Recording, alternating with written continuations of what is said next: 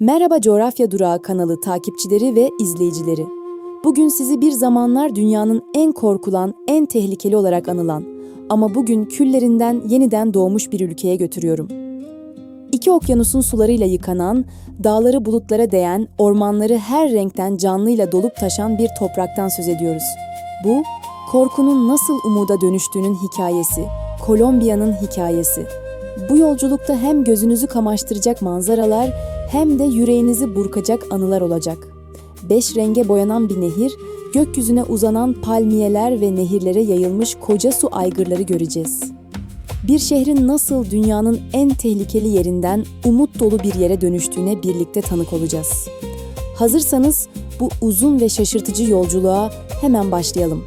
Bir ülke düşünün ki adı yıllarca güzellikleriyle değil, uyuşturucu ve tek bir adamla anılmış olsun. Sonra aynı ülke nehirlerini, dağlarını ve sokaklarını birer birer geri kazansın. Bugün o sokaklarda turistler yürüyor, o dağlarda teleferikler süzülüyor, o ormanlarda binlerce kuş şarkı söylüyor. İşte bu topraklar bir yerin geçmişine takılıp kalmak zorunda olmadığını bize gösteriyor. Kolombiya'nın hikayesi aslında bir düşüşün ve ardından gelen bir dirilişin hikayesidir. Yıllarca haberlerde sadece şiddetle anılan bu ülke, bugün gezginlerin listelerinin en başına yerleşti. Doğası, müziği ve insanlarıyla artık bambaşka bir yüz gösteriyor. Bu değişimin nasıl gerçekleştiğini anlamak için önce bu toprakları gerçekten tanımak gerekiyor. Kolombiya, Güney Amerika'nın kuzeybatı ucunda, kıtanın adeta giriş kapısında yer alır. Bir yanı Orta Amerika'ya, bir yanı uçsuz bucaksız Amazon'a açılır. Yüz ölçümü Türkiye'nin yaklaşık 1,5 katı kadardır. Ama bu ülkeyi asıl özel kılan büyüklüğü değil, bu toprakların içine sığdırdığı akıl almaz çeşitliliktir. Bu ülkede birkaç saat içinde bambaşka iklimler arasında yolculuk edebilirsiniz. Sabah karlı bir dağ zirvesinde olur, öğleden sonra kendinizi sıcak bir ormanın içinde bulabilirsiniz. Kuzeyi çöller, ortası dağlar, güneyi ise yağmur ormanlarıyla kaplıdır. İşte bu yüzden Kolombiya tek bir ülke değil, adeta iç içe geçmiş birçok ülke gibidir. Kolombiya, Güney Amerika'da hem Atlas Okyanusu'na hem de Büyük Okyanus'a kıyısı olan tek ülkedir. Yani bu topraklar iki ayrı denizin dalgalarıyla aynı anda yıkanır. Kuzeyde Karayiplerin turkuaz suları, batıda ise Pasifik'in vahşi ve yağmurlu kıyıları uzanır. Tek bir ülkede iki bambaşka deniz dünyası, daha en baştan bu coğrafyanın ne kadar cömert olduğunu fısıldar. Karayip kıyısı sıcak kumları ve sakin koylarıyla bir tatil cennetini andırır. Pasifik kıyısı ise tam tersine sık ormanların denizle buluştuğu ıssız ve gizemli bir dünyadır. Biri neşeli ve renkliyken diğeri sessiz ve el değmemiştir. Bu iki kıyı aynı ülkenin birbirinden çok farklı iki ruhunu yansıtır. İçlere doğru ilerledikçe And dağları karşımıza çıkar. Burada And sıra dağları üçe ayrılır ve ülkeyi devasa parmaklar gibi boydan boya keser. Bu dağların arasında derin vadiler, serin platolar ve bulutların içinde kaybolan kasabalar saklıdır. Başkent Bogota'da işte bu yüksek platolardan birinin üzerine kurulmuştur. Bu üç dağ silsilesi, ülkenin insanlarını ve kültürlerini de birbirinden ayırmıştır. Bir vadideki gelenekler komşu vadidekilerden bambaşka olabilir. Dağların yükseklerinde hava serin ve sisliyken, eteklerinde ılık ve yeşil bir dünya uzanır. İşte bu dağlar, Kolombiya'nın hem coğrafyasını hem de yaşam biçimini şekillendiren en büyük güçtür. Bu dağların en yüksek yerlerinde dünyada pek az görülen tuhaf bir doğa parçası uzanır. Paramolar. Sisin hiç dağılmadığı bu soğuk yaylalarda frailejón denilen tüylü ve garip bitkiler yetişir. Bu bitkiler yılda yalnızca birkaç santim büyür. Yani karşınızdaki her biri yüzlerce yıllık olabilir. Paramolar aynı zamanda dev birer sünger gibi suyu tutar ve ülkenin içme suyunun büyük bölümünü besler. Bu yaylalarda yürürken insan kendini başka bir çağa düşmüş gibi hisseder. Etrafta sadece rüzgarın sesi, sisin içinde belli belirsiz görünen o tuhaf bitkiler ve derin bir sessizlik vardır. Dünyadaki paramoların büyük bölümü işte bu topraklarda bulunur. Sessiz ve gösterişsiz görünseler de bu yaylalar milyonlarca insanın suyunu sağlayan gizli kahramanlardır. Güneye indikçe dağlar yerini yemyeşil bir denize, Amazon ormanlarına bırakır. Ülkenin neredeyse 1/3 bu el değmemiş yağmur ormanlarıyla kaplıdır. Burada ağaçların arasında jaguarlar dolaşır, nehirlerde pembe yunuslar yüzer. Dünyanın ciğerleri sayılan bu orman, Kolombiya'nın en büyük doğal hazinelerinden biridir. Bu ormanın içinde henüz bilime bile tanıtılmamış binlerce canlı türü yaşadığı düşünülür. Her ağacın gövdesinde, her yaprağın altında ayrı bir yaşam gizlidir. Gökyüzünü kapatan dev ağaçların altında gündüz bile alacakaranlık hakimdir. Burası doğanın hala tüm kurallarını kendisinin koyduğu bozulmamış bir dünyadır. Kısaca nüfustan da söz edelim. Kolombiya'da 50 milyondan fazla insan yaşar ve bu, ülkeyi Güney Amerika'nın en kalabalık ikinci ülkesi yapar. Halk, yerli, Avrupalı ve Afrikalı köklerin yüzyıllar içinde birbirine karışmasından doğmuştur. Bu karışım ülkenin yüzlerine, müziğine ve sofrasına eşsiz bir renk katmıştır. Ekonomiye gelince, Kolombiya denince akla ilk 3 şey gelir: kahve, zümrüt ve çiçek. Ülke, dünyanın en kaliteli kahvelerinden birini üretir ve bu kahve neredeyse bir milli gurur haline gelmiştir. Aynı zamanda yeryüzündeki en değerli zümrütlerin büyük bölümü bu topraklardan çıkar. Kesme çiçek ihracatında da Kolombiya, dünyanın en önde gelen ülkeleri arasındadır. Şimdi gelin, o meşhur kahveyi biraz daha yakından tanıyalım. Ülkenin orta kesimlerinde And Dağları'nın eteklerinde uzanan bölgeye kahve üçgeni denir. Burada yamaçlar sıra sıra dizilmiş parlak yeşil kahve çalılarıyla kaplıdır. Sabahın erken saatinde bu tepelerde dolaşırken çevreye yayılan o taze kahve kokusunu sanırım buradan bile hayal edebiliyorsunuz. Bu bölgenin toprağı, yüksekliği ve iklimi kahve için adeta biçilmiş kaftandır. Volkanik topraklar ve bol yağmur tanelere o eşsiz tadı verir. Yamaçlardaki küçük çiftliklerde kahve hala geleneksel yöntemlerle yetiştirilir. İşte bu özenli emek, Kolombiya kahvesini dünyanın en aranan lezzetlerinden biri yapar. Bu bölgede kahve sadece bir içecek değil, bir yaşam biçimidir. Kırmızı kahve tanelerini tek tek elleriyle toplayan çiftçiler, nesillerdir aynı işi büyük bir özenle sürdürür. Kolombiya kahvesini dünyaya tanıtan hasır şapkalı, bıyıklı Juan Valdez figürü artık ülkenin sembollerinden biri haline gelmiştir. Bir fincan Kolombiya kahvesinin arkasında işte bu emek ve bu köklü gelenek vardır. Buradaki köylerde günün her saati bir fincan kahveyle başlar ve biter. Misafiri kahveyle karşılamak bu topraklarda en içten dostluk göstergesidir. Kahve tarlalarında çalışan aileler bu bitkiyi neredeyse bir aile ferdi gibi görür. Peki siz sabahları bir fincan kahve olmadan güne başlayabilir misiniz? Yorumlarda merak ediyorum. Kahve üçgeninin hemen yanı başında dünyanın en şaşırtıcı vadilerinden biri bulunur. Cocora Vadisi.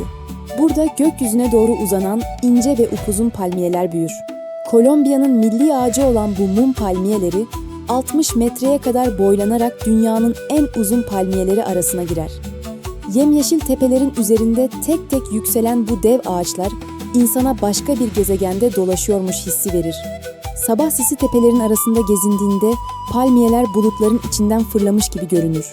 Bu ağaçlar yüzlerce yıl yaşayabilir ve sabırla göğe doğru uzanır. Vadinin yeşiliyle bu palmiyelerin ince gövdeleri adeta bir masal tablosu oluşturur. Doğanın buraya çizdiği bu manzara gören herkesin hafızasına kazınır. Kolombiya'nın belki de en büyülü doğa harikası ise bir nehirdir.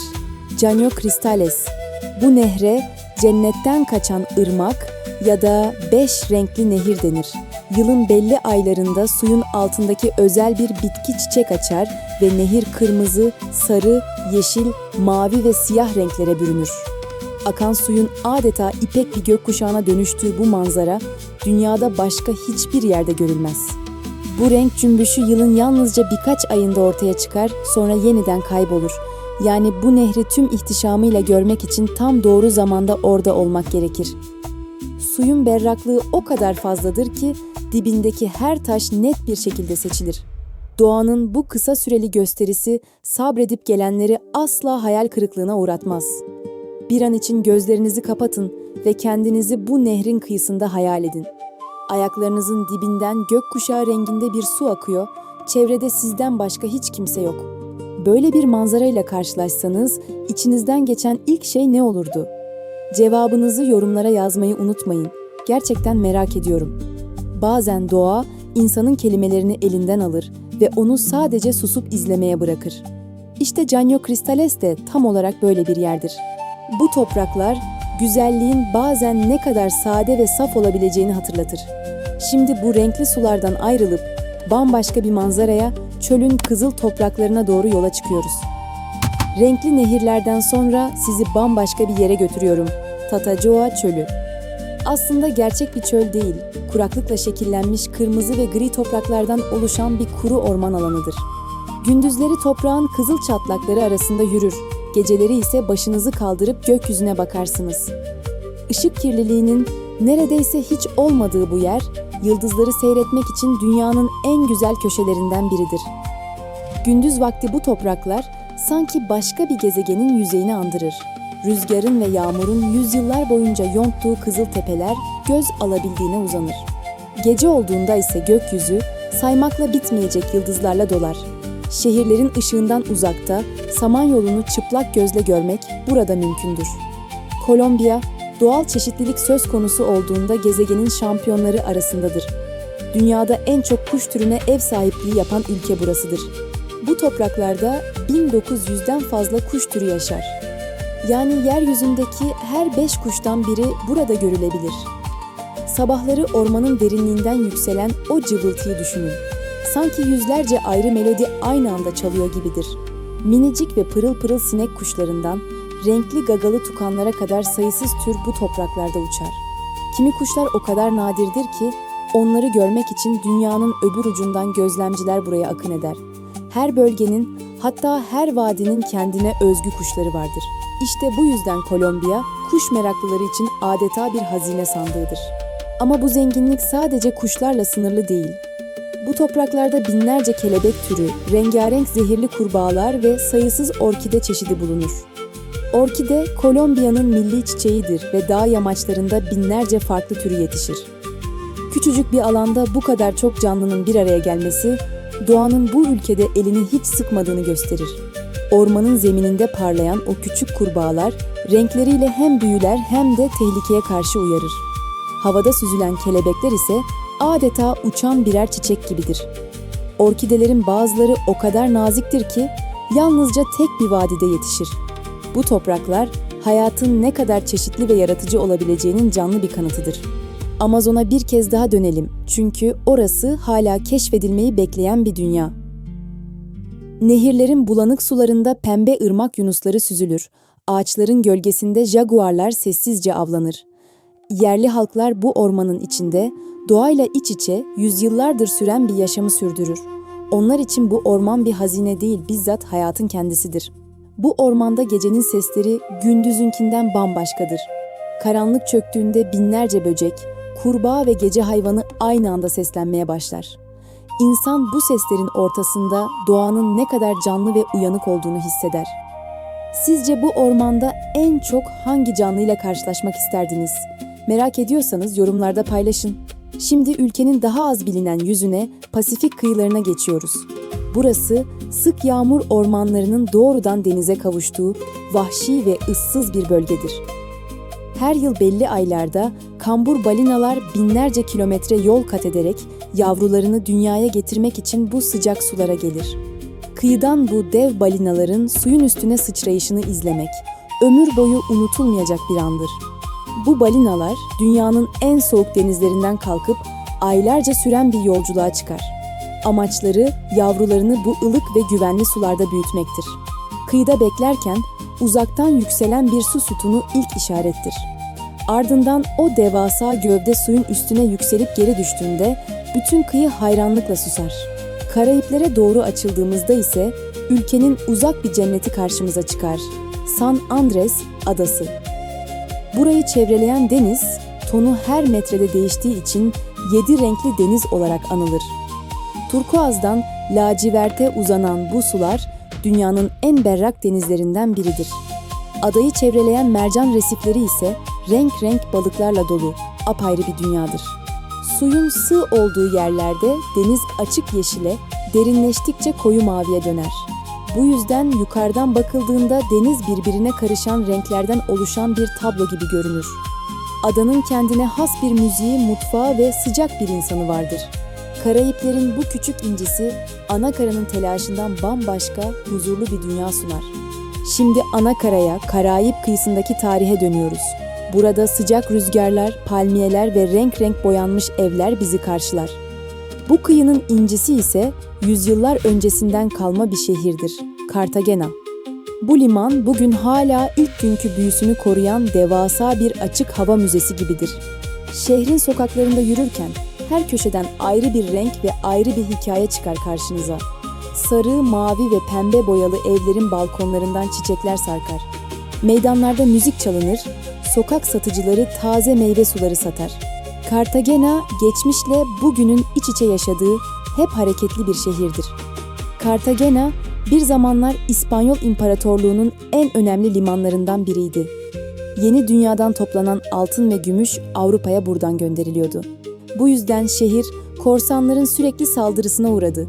Kendini korumak için çevresi devasa taş surlarla kuşatıldı. Bugün o kalın surların üzerinde yürürken, insan sanki yüzyıllar öncesine doğru bir yolculuğa çıkar. Bu surlar, yüzyıllar boyunca şehri denizden gelen tehlikelere karşı korudu. Taşların arasında geçmişin savaşlarından kalma izleri hala görmek mümkündür. Gün batımında surların üzerine oturup denizi izlemek, şehrin en sevilen geleneklerinden biridir. O anda insan tarihin ağırlığını ve güzelliğini aynı anda hisseder. Hayal edin, gün batımında Cartagena'nın dar taş sokaklarında ağır ağır yürüyorsunuz. Balkonlardan sarkan begonviler, rengarenk kapılar ve uzaktan gelen bir gitar sesi size eşlik ediyor. Böyle bir akşamda bu sokaklarda kaybolmak ister miydiniz? Aklınızdan geçen ilk yeri yorumlara yazın. Belki bir sonraki durağımız orası olur. Bu şehir, insana acele etmeden yaşamayı hatırlatan nadir yerlerden biridir. Sıcak taşların üzerinde uzanan gölgeler, akşamın serinliğiyle yavaşça yer değiştirir. Bir kahvenin kenarında oturup sokakları izlemek bile başlı başına bir keyiftir. Şimdi bu tarihi kıyıdan ayrılıp, ülkenin iç kesimlerindeki şaşırtıcı manzaralara doğru ilerliyoruz. Ülkenin iç kesimlerinde insanı şaşkına çeviren bir kaya yükselir. El Peñol. Yüzlerce metre yüksekliğindeki bu dev tek parça kayanın tepesine 700'den fazla basamakla çıkılır. Zirveye vardığınızda ise altınızda adalarla ve göllerle bezenmiş büyüleyici bir manzara açılır. Hemen yanındaki Guatapé kasabası da duvarları rengarenk kabartmalarla süslü sokaklarıyla ayrı bir güzelliktir. Bu basamakları çıkmak yorucu olsa da zirvedeki manzara tüm nefes nefese kalmışlığa değer. Aşağıda suyun içine serpiştirilmiş yüzlerce küçük yeşil ada göz alabildiğine uzanır. Guatapé kasabasının evleri ise alt kısımlarındaki renkli desenlerle adeta birer sanat eseridir. Her ev, o evde yaşayan ailenin hikayesini anlatan resimlerle bezenmiştir. Bogota'nın yakınlarında ise yerin derinliklerinde saklı bir mucize vardır. Tuz Katedrali. Eski bir tuz madeninin içine, yerin yaklaşık 180 metre altına oyulmuş kocaman bir kilisedir burası. Loş ışıkların aydınlattığı tuz duvarlar arasında yürürken, insan adeta yer altındaki bir masalın içine girer. Milyonlarca yıllık tuzdan yontulmuş bu mekan, hem bir mühendislik hem de bir sanat eseridir. Tünellerden aşağı indikçe hava serinler ve etraf giderek sessizleşir. Duvarlardaki tuz, ışıkların altında hafifçe parıldar. Bir zamanlar burada çalışan madenciler bu derinlikte küçük bir ibadet köşesi yapmıştı. Zamanla burası koca bir katedrale dönüştü. Yer altındaki bu eser, insan emeğinin doğayla nasıl birleşebileceğinin çarpıcı bir örneğidir. Kolombiya yalnızca kıyılarıyla değil, sakladığı sırlarla da büyüler. Ülkenin kuzeyindeki dağların derinliğinde ormanın yuttuğu bir antik şehir vardır, Kayıp Şehir. Bu şehir, Peru'daki ünlü Machu Picchu'dan yüzlerce yıl daha eskidir. Ona ulaşmak için günlerce ormanın içinde yürümek gerekir.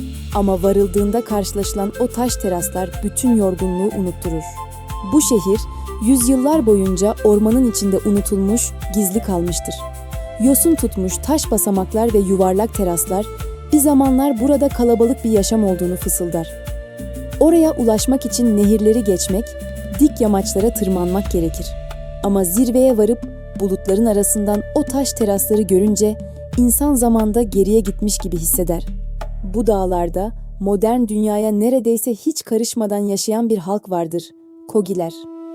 Onlar kendilerini dünyanın ağabeyleri olarak görür ve doğayı korumayı kutsal bir görev sayar. Kogilere göre geri kalan herkes doğaya zarar veren küçük kardeşlerdir. Sierra Nevada dağlarının zirvelerinde sessizce gezegenin dengesini koruduklarına inanırlar. Kogiler atalarından kalan bilgeliği yüzyıllardır hiç bozmadan sürdürür. Doğadaki her nehri, her dağı ve her ağacı canlı bir varlık gibi görürler. Onlara göre insan doğanın efendisi değil, sadece bir parçasıdır. Bu sade ama derin inanç bugün pek çok kişiye önemli bir ders veriyor. Ülkenin kuzey ucundaki kurak La Guajira bölgesinde ise Wayuu halkı yaşar. Onlar çölle deniz arasında sıkışmış bu zorlu topraklarda yüzyıllardır var olmayı başarmıştır. Wayuu kadınlarının el emeğiyle dokuduğu rengarenk çantalar bugün dünyaca tanınır hale gelmiştir. Karayip kıyısında dokunan meşhur Vueltiao şapkası da tıpkı bu çantalar gibi ülkenin en sevilen sembollerindendir. Wayuu kadınları için dokuma sadece bir zanaat değil, bir anlatım biçimidir. Her çantanın desenleri o kişinin hayallerinden ve rüyalarından ilham alır. Bu yüzden hiçbir çanta bir diğerinin tam aynısı değildir. El emeğiyle örülen bu renkli desenlerde koca bir halkın kültürü saklıdır. Kolombiya'nın geçmişi bir başka gizemli noktada daha karşımıza çıkar. San Agustin.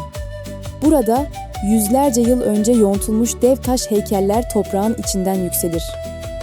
Bu heykelleri kimin, neden yaptığı bugün bile tam olarak bilinmez.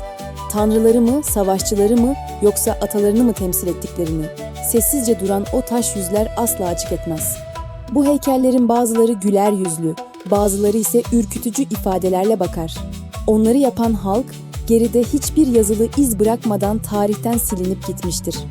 Bu yüzden her heykel cevabı olmayan bir soru gibi karşımızda durur. İşte bu gizem, San Agustin'i Kolombiya'nın en merak uyandıran yerlerinden biri yapar. Belki de bu toprakların en ünlü efsanesi El Dorado, yani Altın Adam efsanesidir. Anlatılana göre bir yerli kabilesinin lideri, vücudunu altın tozuyla kaplar ve kutsal bir gölün sularına dalardı. Avrupalılar bu hikayeyi duyunca altınla dolu bir şehir hayaliyle yıllarca bu toprakları arşınladı. Aradıkları şehri hiç bulamadılar ama bu efsane Kolombiya'yı dünyaya altın ve zümrüt diyarı olarak tanıttı. Bu efsane yüzünden nice maceracı, hayatını bu topraklarda geçen bir hayalin peşinde tüketti. Kimileri kutsal gölün dibini kazıp altın aradı ama çoğu eli boş döndü. Oysa gerçek hazine belki de bu toprakların kendisiydi. Altınla dolu o şehir hiç bulunamadı ama efsanesi hala dilden dile anlatılıyor. O efsanevi altınların bir kısmını bugün başkent Bogota'da Altın Müzesi'nde görmek mümkün. Burada yerli ustaların yüzlerce yıl önce işlediği binlerce altın eser sergilenir. Şehrin üzerinde yükselen Monserrate tepesi ise Bogota'yı kuş bakışı seyretmek için en güzel yerdir. Bir teleferikle çıkılan bu zirveden dağların arasına yayılmış koca şehir ayaklarınızın altında uzanır. Müzedeki her altın parça aslında bir inancın ya da bir törenin izini taşır. O ince işçiliğe bakınca yüzlerce yıl önceki ustaların ne kadar yetenekli olduğu anlaşılır. Monserrate'nin zirvesinde ise özellikle akşam saatlerinde şehir ışıl ışıl parlar. Yükseklerden bakınca Bogota, dağların kucağına kurulmuş bir ışık denizi gibi görünür. Kolombiya deyince altın kadar akla gelen bir başka hazine daha var, zümrüt.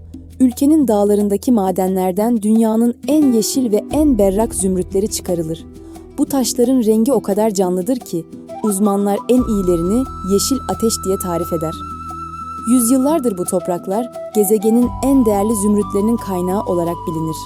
Bu taşları çıkarmak, dağların derinliklerinde zorlu ve tehlikeli bir iştir. Madenciler, tek bir kusursuz taş bulmak için tonlarca kaya arasında sabırla arar. Bulunan en güzel zümrütler, dünyanın dört bir yanındaki en değerli mücevherlere yolculuk eder. İşte o yeşil parıltının arkasında bu toprakların ve emekçilerinin hikayesi vardır. Bu coğrafyanın ruhunu anlamak için müziğine kulak vermek gerekir. Kolombiya, ritmin damarlarında aktığı bir ülkedir. Karayip kıyılarında doğan cumbia, yerli, Afrikalı ve İspanyol seslerin buluşmasından doğmuştur. Davulların ve kamış flütlerin bir araya geldiği bu müzik bugün tüm Latin Amerika'da yankılanır. Cumbia aslında farklı kültürlerin acılarının ve umutlarının ortak bir dile dönüşmüş halidir. Davulun ritmi Afrika'dan, flütün melodisi ise yerli halklardan gelir. Bu müzikle dans etmek, bir halkın tüm geçmişini adım adım yaşamak gibidir. Bugün cumbiya sadece bir tür değil, koca bir kimliğin sesidir.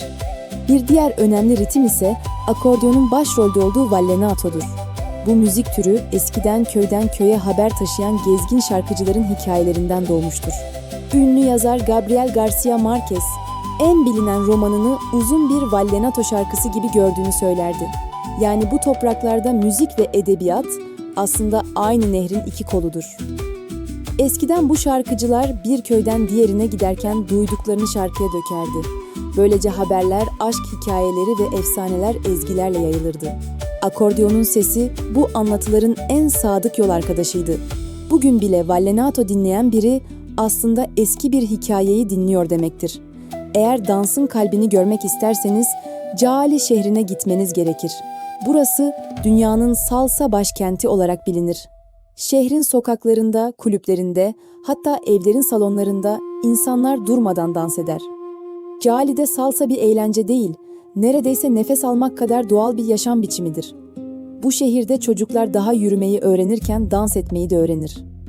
Akşam olduğunda sokaklardan yükselen müzik herkesi aynı ritimde buluşturur.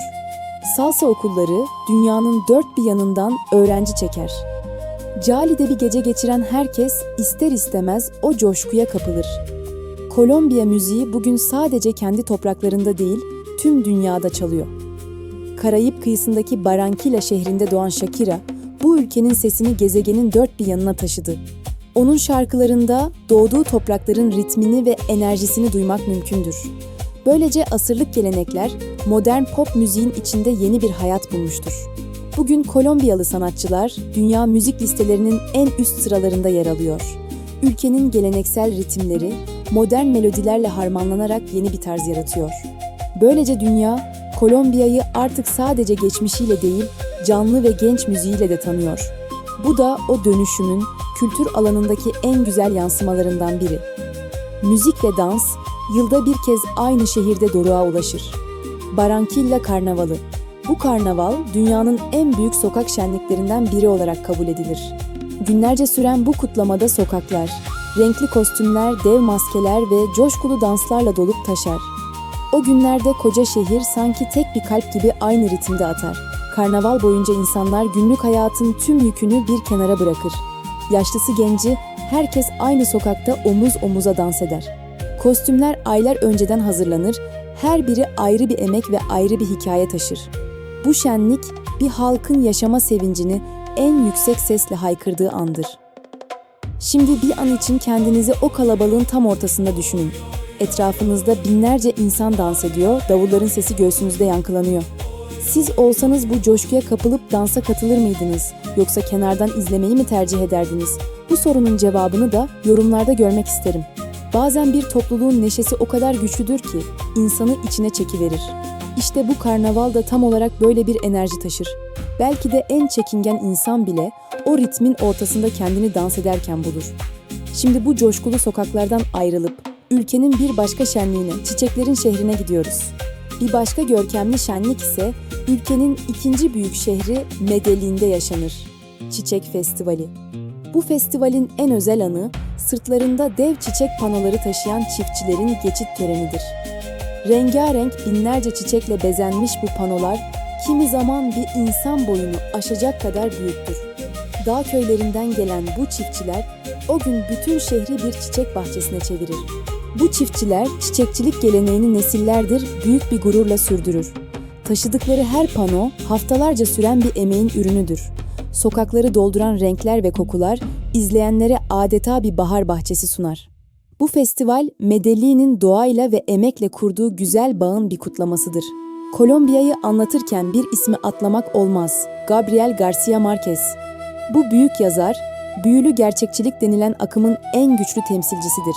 Onun kitaplarında gerçek ile düş, sıradan ile olağanüstü iç içe geçer. Aslında bu üslup, gerçeğin kendisinin bile masalsı olduğu bu topraklara çok yakışır. Onun romanlarında anlatılan kasabalar aslında bu ülkenin küçük köylerinden ilham alır. Sıcak öğlen saatleri, uçsuz bucaksız muz tarlaları ve unutulmaz karakterler hep bu topraklardan doğmuştur.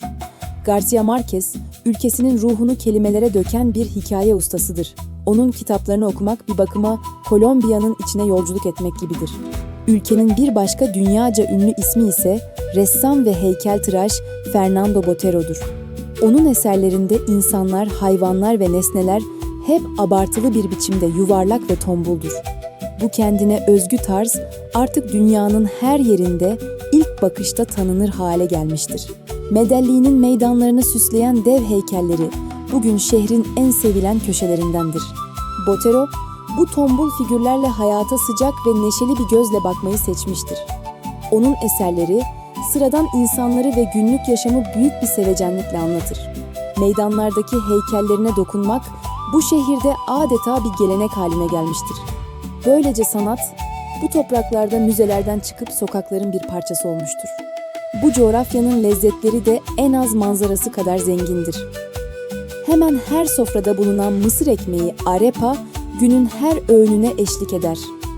Etin, fasulyenin, pirincin ve muzun bir arada sunulduğu bandeja paisa ise tek başına koca bir ziyafettir. Bu doyurucu tabak özellikle dağlık bölgelerin emekçi halkının enerjisini karşılamak için doğmuştur. Kolombiya mutfağı bölgeden bölgeye tümüyle değişir ve her yörenin kendi özel yemeği vardır. Kıyıda deniz ürünleri öne çıkarken dağlarda çorbalar ve etli yemekler baş tacıdır. Sıcak bir tabak yemek bu topraklarda aileyi ve dostları bir araya getirmenin en güzel yoludur. Her yemekte o bölgenin toprağının ve insanının izini bulmak mümkündür. Kolombiya, tropik meyveler konusunda da tam bir cennettir. Pazar tezgahları dünyanın başka yerinde adını bile duymadığınız onlarca meyveyle dolup taşar. Ekşi lulodan tatlı granadillaya kadar her biri bambaşka bir tat sunar. Anason kokulu geleneksel içki, aguardiente ise kutlamaların ve dostlukların vazgeçilmez eşlikçisidir. Bu meyvelerin bazıları o kadar yerel ki sadece bu topraklarda yetişir. Sabahları taze sıkılmış bir meyve suyu içmek, güne başlamanın en keyifli yoludur. Renk renk tezgahların önünden geçerken tatların ve kokuların cazibesine kapılmamak elde değildir.